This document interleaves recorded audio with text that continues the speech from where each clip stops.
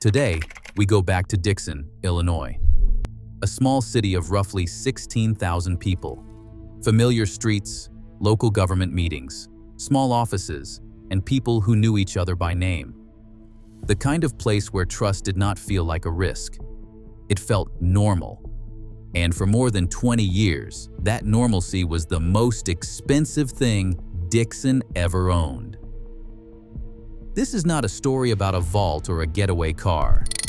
It began in 1990, inside the ordinary paperwork of City Hall.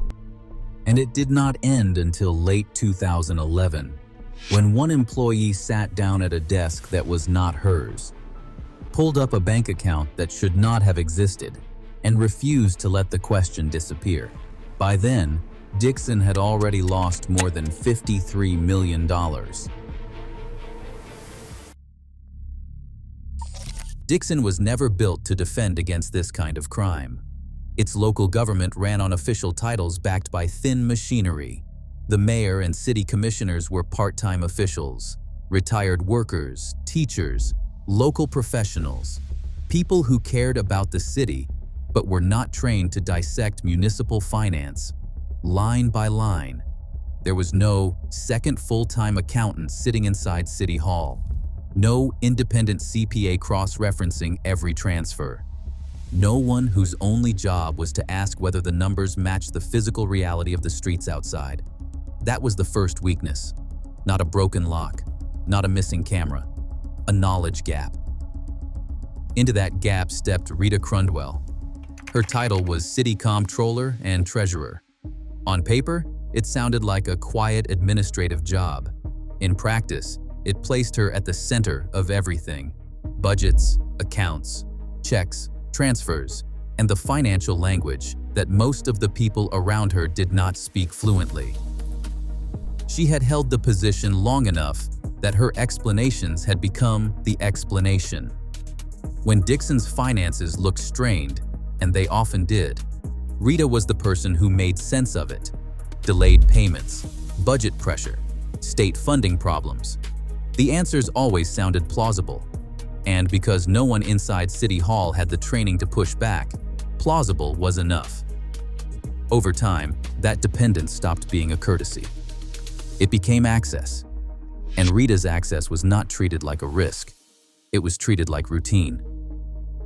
The theft itself began quietly. In 1990, Rita opened a bank account at Fifth Third Bank under a name that appeared connected to the city of Dixon. In reality, it functioned as a private channel, a place where public money could be moved away from public use and into a private life that was growing visibly larger with each passing year. That account would become known as the RSCD account. To justify the movement of money, Rita created false invoices, documents made to appear connected to legitimate state infrastructure projects. Roads, bridges, public works, the kinds of expenditures a city might reasonably pay for over time. Some of those invoices were crude. They lacked basic official details. Some did not match real government paperwork, but there was no strong second layer inside City Hall to slow them down. So the documents moved. The checks moved. The explanations moved with them. What made the scheme durable was not only the false paperwork. It was everyone else's uncertainty. Public money moved through a system where the person taking it was also the person explaining why it was missing. And once a process has been accepted for years, people stop asking whether it is safe. They only ask whether it is familiar. But the fraud was not invisible. There were signs, passed over year after year. Dixon did have outside auditors. For years, the city relied on an accounting firm that was supposed to bring professional distance into a place where City Hall lacked financial expertise of its own. In theory, that outside layer was a safeguard. In practice, distance became familiarity. The auditors knew Rita. They had dealt with her for years. They socialized. They shared dinners. In a small-town environment, that closeness can feel harmless. In an audit, closeness can become a blindfold. One of the most uncomfortable details in the case was what sat in plain sight. Rita's tax returns showed large amounts of income that did not fit an ordinary city salary. When questions arose, she offered a simple explanation. Her horse business had financial backers. That answer should have opened a door. Instead, it closed one. No one forced the explanation to become evidence. No one looked at the city salary, the missing municipal funds, and the expanding horse empire as pieces of the same picture. The horse operation itself was hard to ignore. Hundreds of animals, championship shows, expensive trailers, luxury vehicles, jewelry. A visible private empire built, while the town whose money she managed was being told there was never quite enough for streets, infrastructure, or ordinary city upkeep. The bank missed its own warnings too. Fifth Third Bank allowed an account to operate under the city of Dixon's name while Rita controlled it personally. Because the account wore the city's name, it carried the appearance of legitimacy, even as its activity served something entirely different. That is what made the fraud so dangerous. It did not depend on one failure. It depended on many small failures agreeing with each other. A city too small to question her deeply. Auditors too familiar to doubt her fully. A bank too willing to process what looked official, and officials too dependent on the person they were meant to supervise. By late 2011, that time was running out. Though no one planned it that way. Rita had been away from City Hall for an extended period, attending horse events. In her absence, someone else had to step into the routine. That person was Kathy Swanson, Dixon's city clerk, who needed to prepare a routine financial summary for the city council.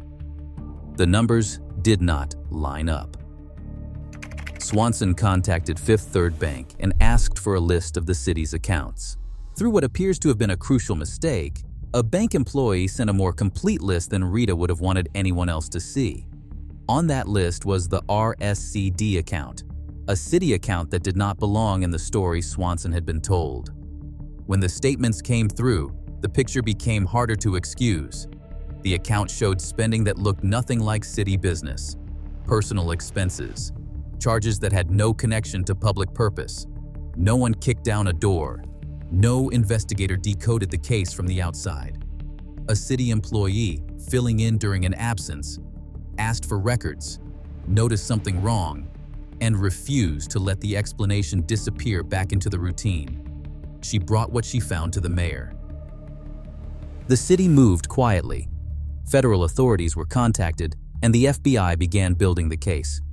On April 17, 2012, Rita Crundwell was arrested. In November 2012, she pleaded guilty. On February 14, 2013, she was sentenced to 19 years and 7 months in federal prison. After the arrest, the recovery began, but the damage ran deeper than money. Federal authorities moved to seize and auction what they could. More than 400 horses, luxury vehicles, personal property. Piece by piece, the private empire was turned back into funds for the city it had drained. Dixon also pursued legal action against the outside auditors and the bank, arguing the fraud should have been caught long before a city clerk stumbled across the hidden account.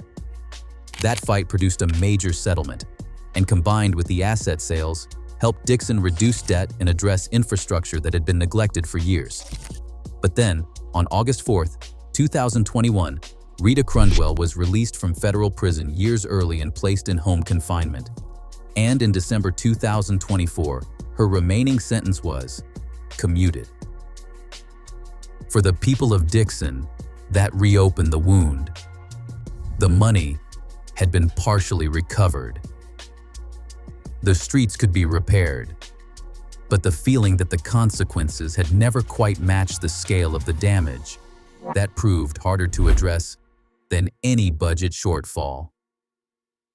What makes the Rita Crundwell case so unsettling is not the size of the theft.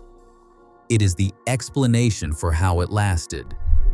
She did not beat the system by being more sophisticated than everyone else. She survived because the system around her stopped behaving like a system. The city did not have enough independent expertise. The auditors became too comfortable.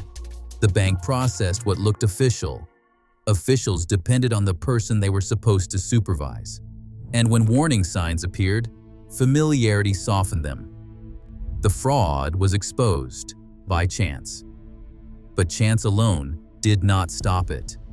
Kathy Swanson saw something that did not make sense, and she did not let it disappear back into the routine. That was the difference. For more than 20 years, Dixon trusted the woman holding the ledger more than the safeguards designed to protect it. By the time the horse empire was finally sold off, the town could recover much of the money.